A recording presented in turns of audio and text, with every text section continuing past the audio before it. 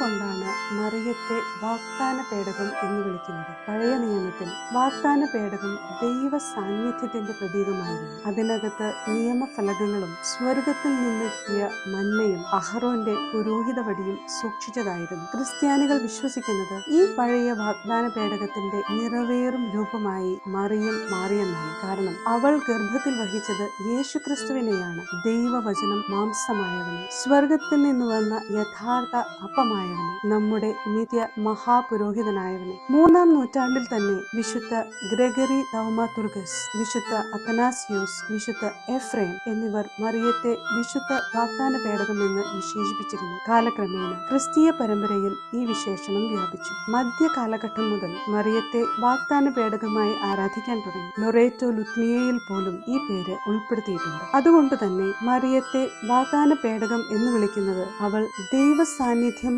ലോകത്ത് ഏറ്റവും സമ്പൂർണമായി വഹിച്ചവളാണ് എന്ന വിശ്വാസത്തിന്റെ അടയാളമാണ്.